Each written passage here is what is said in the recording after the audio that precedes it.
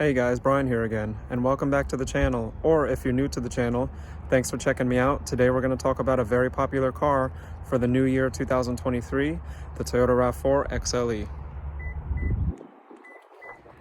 So if you were in the market in 2019 or 20 and you jumped out and you're back in the market and you're looking at the RAV4 and you notice something different, as of last year, there was an update to the RAV4 headlights. So on the 2023, the headlight is different. You have a projector beam at the XLE level instead of that reflector housing that you had in 2020 and 21 with an LED stripe on the bottom. You now have a nice big projector here with an LED bar on the top.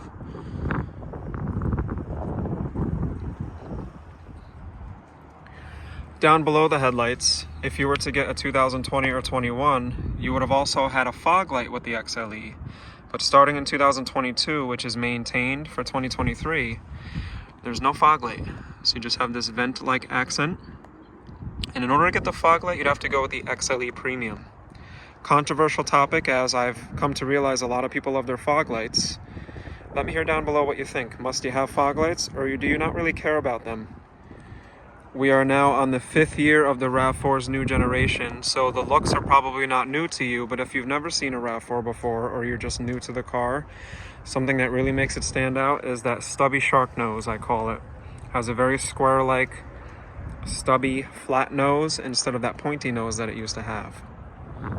On every XLE, you'll be rolling in the 5-spoke alloy 17-inch wheels. The size is 225/65 R17, and it's going to be an all-season tire pretty much anywhere you get the car. This shade of wheel is actually a smidgen darker than the 2021s. So they started the darker shade for 2022, and so far people like it. I hear rumors online that you can actually get black plastic caps if you want to get that black wheel look without having to paint them. So that's pretty interesting. But it just gives the car that mainstream kind of blend-in look with a little bit of a polish here, which I think complements the car. It's classy without being over the top, without screaming for attention like the black gloss that the XSE has. Of course, looking at the car from the side, you can see it's definitely chiseled and it has a lot of cuts and edges. This one particularly has the body side moldings, which some people don't like. I think it adds a little bit of dimension to the car. And the white color definitely pops in the sun, which we're going to work our way to the back and you'll see. Sorry for the wind today.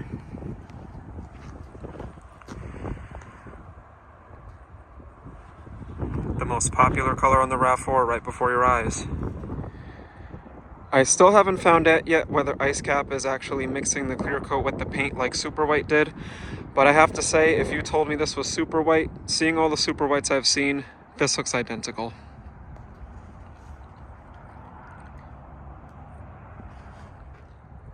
And one of the reasons that white is so popular for the RAV4 is that it plays very nicely with the black accents that Toyota gives you. On most of the RAV4s, the wheel well liners on the bottom here with the rockers are going to be a non-painted black. If you go with an upgraded model like the XSE or even the Prime, it's going to be a piano gloss black. And speaking of piano gloss black, the taillights definitely do bring a lot of attention to the eye because they do have a little bit of this shiny black on the outside, which makes you wonder what's going on in the rear. A super bright red LED strip is going to be your running light to let people know how sophisticated you are driving a Toyota.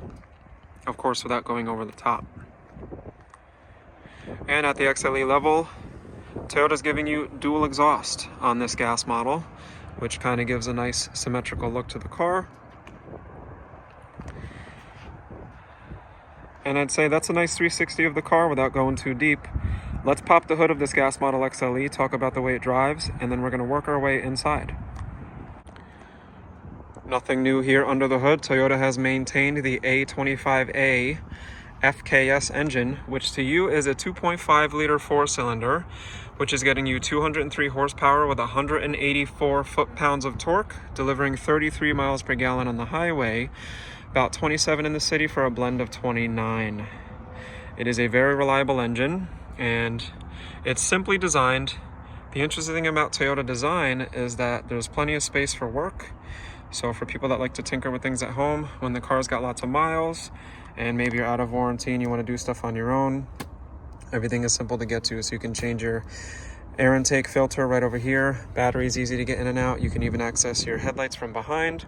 It's also very easy to check things like your brake fluid. You can see your max and minimum level there. So you can check it just by looking. You know, when you pop the hood at the gas station and you just want to make sure your coolant's good, you can see your coolant level over there. And of course the dipstick, super easy to get to. And yes, Toyota still lets you check the oil. So the transmission attached to this engine is an 8-speed geared automatic transmission. So it's not going to be a CVT. Not that there's anything wrong with Toyota's hybrid CVT, because it's designed much differently than your mainstream CVTs. With the gas model, you're getting the tried and true, actually geared 8-speed automatic, which is a pleasure to drive, which we'll find out soon. Let's work our way to the back in the cargo area. We'll sit in the back seats and then go to the best part, the driver's seat. So what's inside the trunk? Just right of center of the emblem, if you pull on this little button, there's a soft button, the hatchback will come up for you. Now, this is an example of the manual hatchback. Of course, with the convenience package, which is one of 2 packages available, you would have the automatic hatchback with that package, which is also height adjustable. But in here, we have 37 cubic feet of space in the back with the seats up. This RAV4 was equipped with the privacy shade. Some people call that a tonneau cover. It's very easy to take this tonneau cover out. You just pull on one of the spring-loaded heads here. I'll gently take this down. And folding down the seats is a lot easier. So if you had a 2018, 17, 16, etc., older than a 19, you actually had to fold down the headrest and pull a lever by the cushion. Now from the back, if you're able to, you can pull the lever up, you can fold the seats right down, and you're going to open up just shy of 70 cubic feet of space, turning this RAV4 into a little mini pickup truck.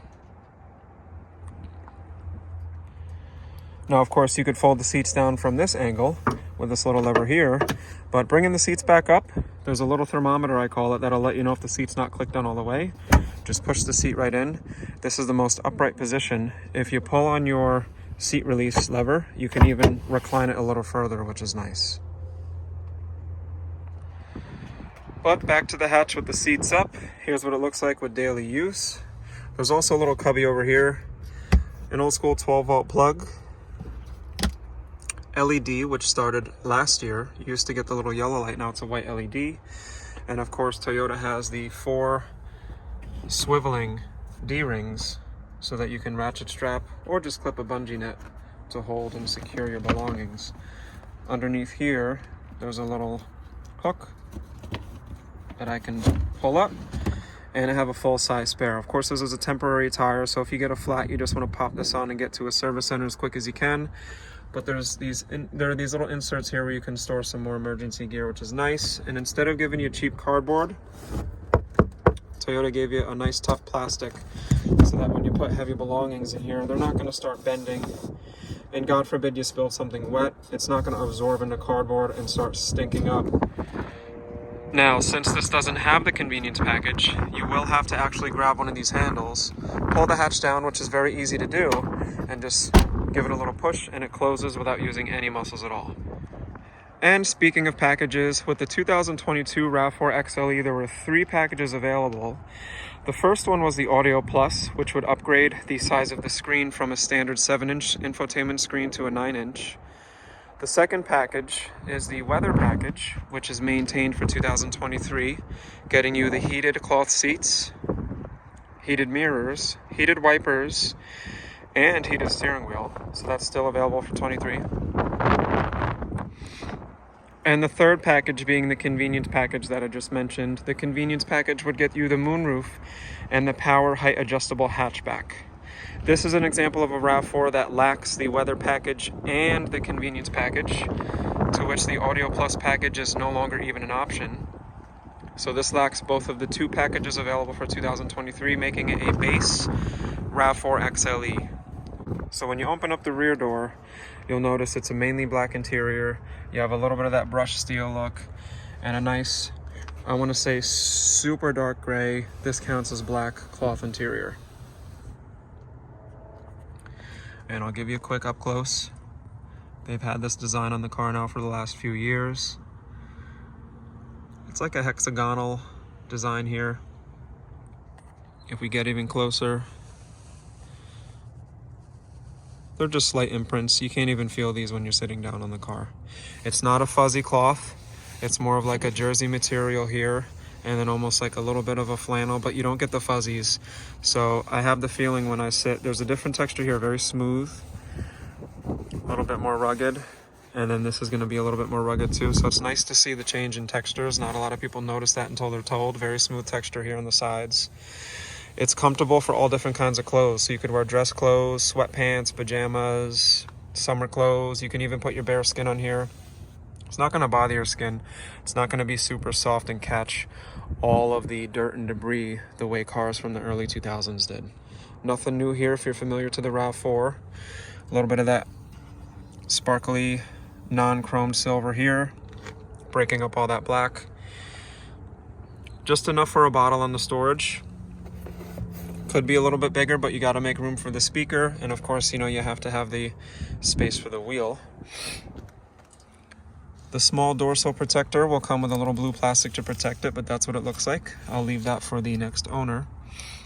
And of course, standard on almost all the RAV4s in this region, the nice Toyota rubber all-season mats, which have these great channels to trap all of the dirt, slush, and mud. So let's jump in real quick. Talk about what it's like back here. Plenty of visibility, which I've mentioned in the other RAV4 videos. I love all the glass. You never feel claustrophobic in a RAV. You can see all around you, which is great. And standard is the privacy glass from the B-pillar back, so you get some shade. Another nice thing I personally like about the RAV4 are the seatbelts are very easy to buckle. So for parents, uncles and aunts, grandparents, one-handed, the buckle, no matter how hard you push or how many times you miss, does not get lost underneath that cushion. And instead of a 12-volt round plug like in the trunk, we now have dual USB. The good kind, the fast ones, the easy and universal, the USB that you don't have to worry about being upside down, right side up, and jamming the cord into the socket. Awesome. With the dust cover too. So if you're not using them, this keeps all the dust and moisture out. Nice to see they didn't go cheap and just leave them exposed like I've seen in other cars. That's going to keep your water and your dirt out. And a separate ventilation, which is not standard on the base model LE. So you're getting the ventilation in the back, which to some people is not a big deal. To other people, this makes or breaks the deal. So for those where it makes or breaks the deal, go XLE. You're getting the ventilation. You don't have to get a special package for that. So yeah, I would say for most people of most sizes, you'll be pretty comfortable. If you're over 6 foot to 6'2", you better have some short people in the front. For a family of 4 people over 6 foot, it's definitely going to be doable, but you'd probably prefer a Highlander. But for your average height people or family, you know, parents and small kids, grandparents with some grandkids, uncles, aunts with nieces, or just people with a dog, you'll be very happy with the RAV4. Let's go into the Copilot seat and see what it's like up front. So here's what it's like being the co-pilot in a 2023 RAV4 XLE.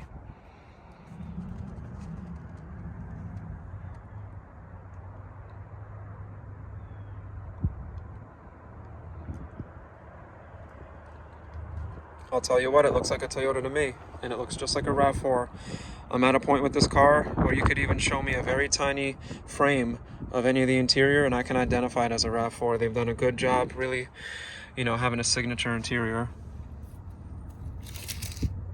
Just satisfies me so much to peel these off, but I can't do it. I want to leave it for them. So yeah, the dorsal protectors were put in this car. That's not a standard option. A little bit more storage in the front doors here, so you have the bottle holder and a little bit more. I'm not sure why it didn't go all the way to the end, but I'm sure there's some type of a material in here, a device, where they needed the space. Soft touch material, not super plush. It's definitely like a fake leather, but you know, it's enough for you to put your bare arm on there, or with a sweater on, you'll be fine. But it's not super, you know, plush and puffy. And then of course we have the harder plastic up top. Let's jump in real quick.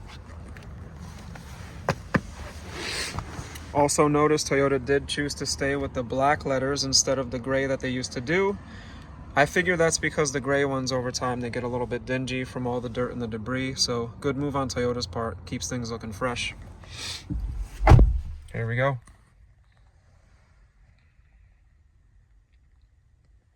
Now, if you're a Toyota freak or a Toyota fan, or you just know Toyotas, the one thing that's jumping out to you that's different is the screen. Where did the buttons go?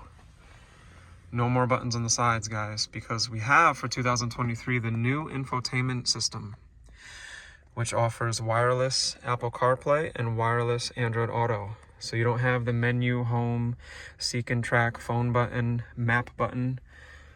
There's one button, and everything else, screen. So yes, the first big change mentioned was the Audio Plus package, which upgraded you from 7 to 9 inches, is gone. Now it's a standard 8-inch screen no matter what you get. There's no way to upgrade it. I guess Toyota figured with the XLE, 8 inches is fine. And with the new infotainment system, people will be very happy with that size. And they'll have the wireless connection for Apple CarPlay and Android Auto. And that package is gone. So instead of the 3 packages available, you just got the 2 of the XLE. Your weather package and convenience, which this one lacks, but we'll discuss those a little bit more and what they entail. But yeah, sitting in the front, great visibility. Nothing new here if you've seen the RAV4 before, but if you're new to the RAV4 or you were in the last generation, mirror was put down on the door. You got this window by the A-pillar for better visibility so that you can have a nice 180 view.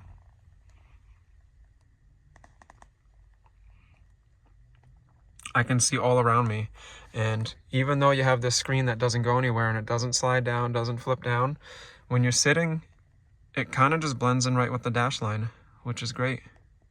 So I want to jump in the driver's seat and we'll go over kind of what we're thinking over here a little bit more.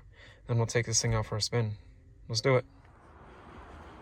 And here's what it's like getting into the driver's seat of a 2023 Toyota RAV4 gas model XLE.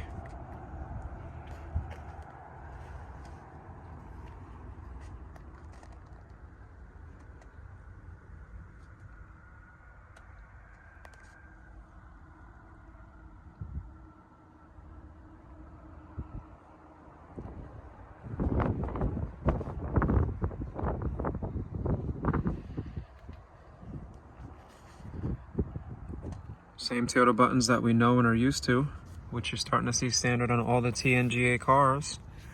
Google TNGA Toyota if you want to find out how awesome that is. Toyota's still offering this cool driver's portfolio on some of the Toyotas to put your booklets and your business cards in. Old school, really nice. Like I've said in some videos, I suspect they're going to get rid of the user manuals and make it all a QR code for a PDF. So these will probably become collectible. So if you have one of these guys or you get one, hang on to this. Pretty cool. It'll be much more collectible for like a 40th anniversary 4Runner, but you know, RAV4s are still awesome. Standard electronic seat with the lumbar support here. It is a 2-way lumbar support, not a 4-way, but 2-way is great for most people.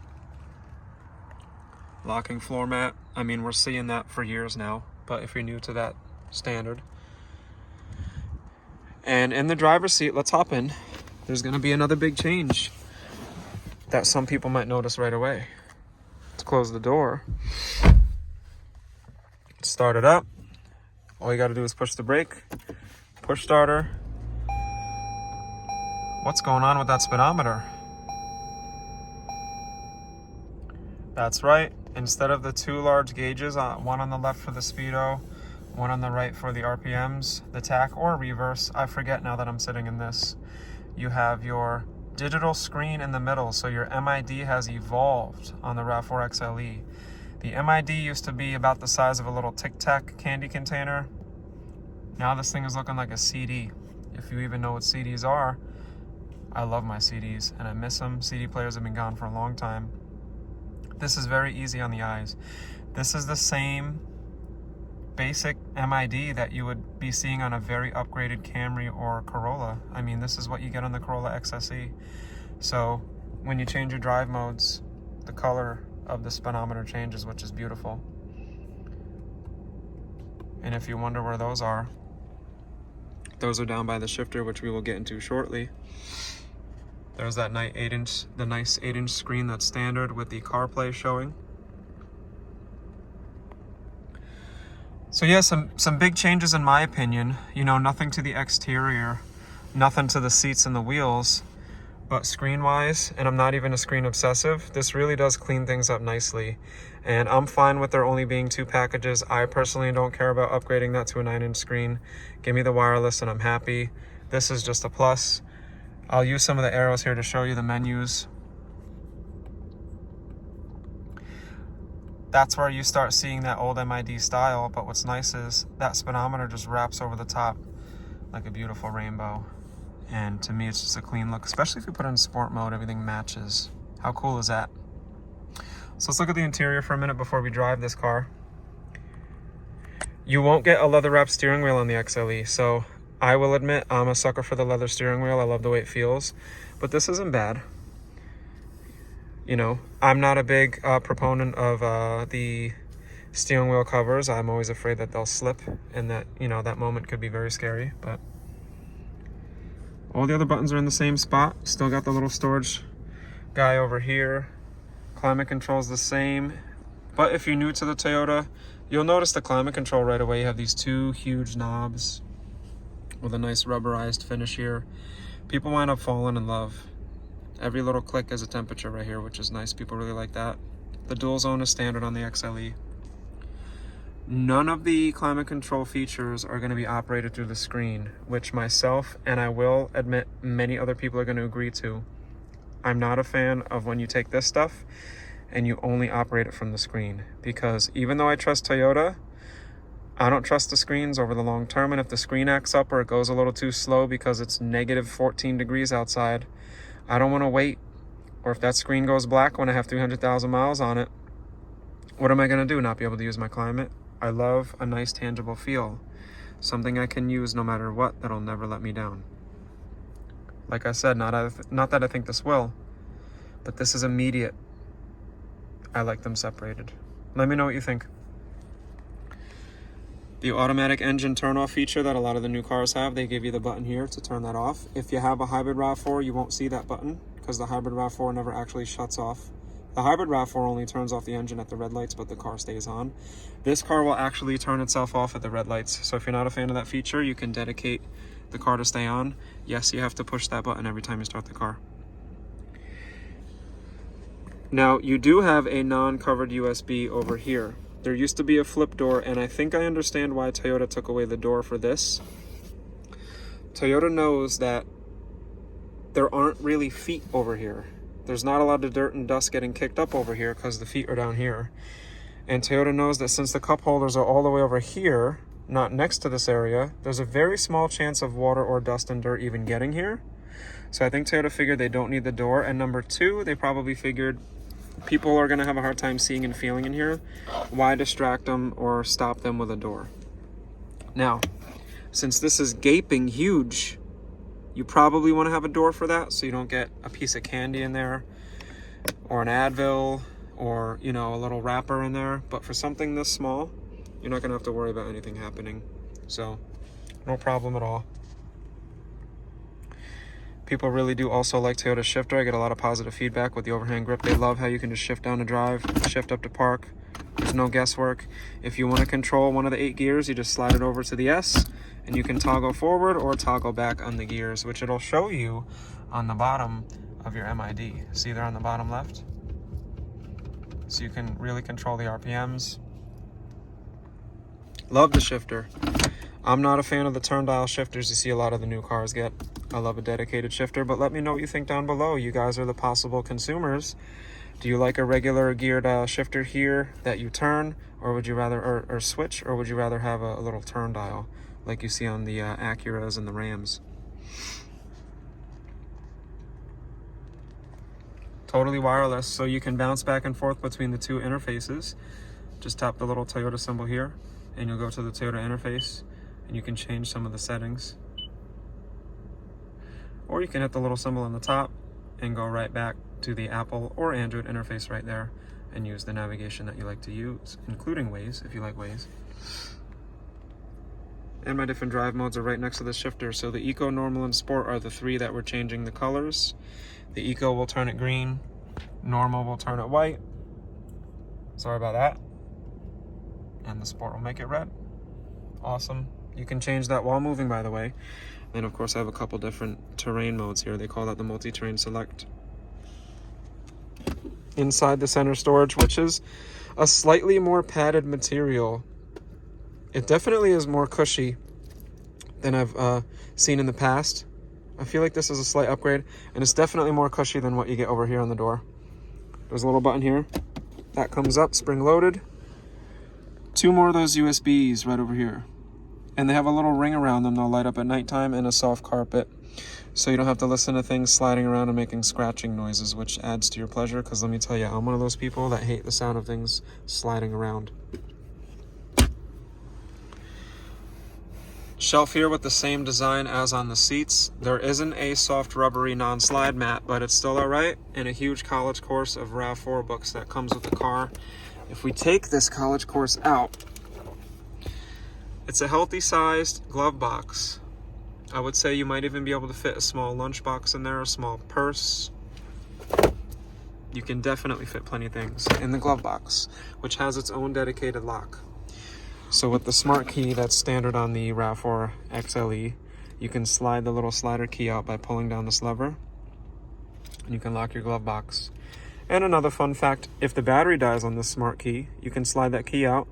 You can get inside the driver door by the handle and take your dead key fob and start it by pushing against the push starter. So you're never stranded with the smart key, which is nice. So that's a quick breakdown of the interior here on the driver's seat. Up top I have the frameless mirror here, which doesn't have auto dimming. It has a flip lever, but has the home link. So that's interesting. I'm used to seeing the auto dimming come with the home link, but there isn't as much upset about the flip lever. Most people are fine with that, but this is a nice, very nice big sized rearview mirror. This all stayed the same. Sunglass case is an okay size, or driving glasses. Safety Connect for 1 year, unlimited miles with a blocker door so you don't accidentally push it. And the upgraded white LED lights on the interior, which is awesome. And a white LED light for the personal mirror as well. Let's take this for a quick spin, talk about the way it drives, and we'll wrap up the video, guys. I'll see you in a minute. So one quick thing to note about the RAV4, the last big change that the car comes with is the Toyota Safety Sense 2.0 has been upgraded to Toyota Safety Sense 2.5, and then it was upgraded again to 2.5 Plus. So as you probably know, the newer Toyotas as of 2017 have a camera with a light sensor up here in the windshield, and right behind the front emblem there's a radar device that can sense how close objects and people are. So they're working together all the time to give you the main features that we were used to, like your automatic high beams, your lane departure alert, with steering assist, by the way, to steer you back in your lane, which then was upgraded in 2.0 to the lane departure alert with lane trace assist, which is active during your cruise control. The automatic high beams, pre-collision system with pedestrian detection, and the dynamic radar cruise control, which can be activated right from the steering wheel. That's fully adaptive with the pace following distance setter. So the changes are very interesting and make the car a lot safer if you're interested in using them. On the Safety Sense 2.5 Plus for 2023, you now have curve speed management. So when you're in the cruise control, if you're going around a curve, it's actually going to manage your speed if you're taking the curve a little too quick, and then resume the speed that you had it set to once you go on the straight. Now with the 2.0 that the 2022s and older had, the low light pedestrian daytime bicycle detection maintains. However, you also have the intersection support. So if you're in an intersection making a left and it senses you're about to go into somebody's path straight on you, it's going to sense that and apply the brakes for you to stop you from hitting them. And another very interesting feature that was added on for the 2.5 Plus version of the Safety Sense is the emergency steer assist. So when you're driving, if there's an object in the road, it's going to actually try and steer you around that object. Now, some of this stuff is very new to you and it might sound spooky. So definitely get to Toyota.com, look up Toyota Safety Sense, and there are some awesome video demonstrations of how the system works. I won't be able to demonstrate these features on the test drive because the test drive is small, just to give you a basic on how the car feels and drives without putting tons of mileage and with that pre-collision system with pedestrian detection, I can't even demonstrate that anyway, because you'd have to be about to have an accident for that to become active. But with that all said, let's take this down the road real quick. We'll do a quick spin and I'll talk about the way this feels as somebody who's driven a lot of different Toyotas and competition that was traded in for the last almost 7 years. So I am just going to say this from the start. This car is going to drive exactly like the 2022 and the 2021 and the 2020. What I'm going to compare it to is the hybrid. I'm about half throttle. And I'll also compare it for people that have never driven the RAV4 before. So for people who've never driven the RAV4 before, the first thing you'll notice is the visibility is amazing. It's a quaint drive. It's quiet enough. It's not quite as quiet as the RAV4 people find. You do have that traditional RAV4 grunt that the 4-cylinder makes. It's supposed to sound that way. It's supposed to have a little bit of a grunty sound. The get up and go is decent. If you put it in sport mode, it's going to have a little bit more, but it's not made to be a fast performance SUV. We have the RAV4 Prime if you need that, or you can go hybrid XSE if you want a little more torque. The braking is very sufficient. I haven't had anybody complain about the brakes. The center of gravity is pretty low, especially with the TNGA frame that this sits on.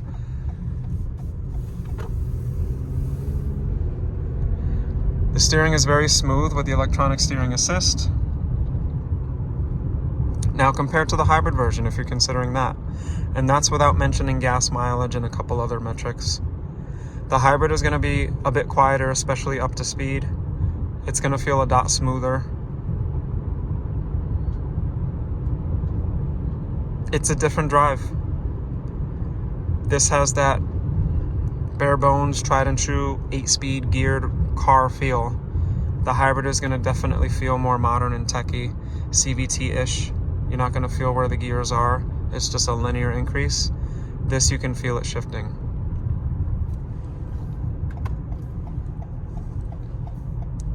But yeah, the big thing is the visibility. People are very happy with the visibility when they drive the RAV4. And the mirrors on the RAV4 are probably the same size as the mirrors that you get on the Tacoma, which are huge. You can see all around you. And it takes the turns nicely. You know, this is not some big upgraded sport suspension with stabilizer bars. It does everything very well. And that's a reason why you see a lot of RAV4s on the road. You know, depending on where you live, but at least in the upper eastern part of the USA, I see RAV4s everywhere.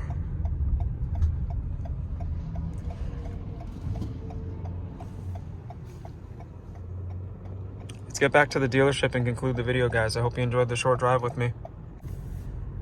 All right, so we made it back safe. I don't like to do too much time on the test drive because you really have to drive the vehicle yourself. Everybody interprets driving so much differently. You know, I've driven different types of cars that some of you may not have even ever touched. And some of you have driven cars that I probably won't even ever see. So, and plus you all like different things than I like. And vice versa. But overall, I would say the drive is good. It's very good, actually. And it's a much lower center of gravity than the last generation. So if you've been due for a car for a while, you'll be very pleased with the upgrades. And if your RAV4 is only 3 or 4 years old, you'll be happy with the tech upgrades that this offers. And there you have it, the 2023 Toyota RAV4 XLE. The XLE, like I said, is one of the most popular RAV4s. And thank you for checking it out with me today. Let me know what you liked about the video or if there's something that I missed. Thank you so much if you gave the video a like and if you watched it all the way to the end. For those of you subscribed, thanks for supporting me. For those of you that are not subscribed, please consider it. Your support goes a long way, and I promise you to keep bringing quality Toyota content. I'll see you in the next video. Peace.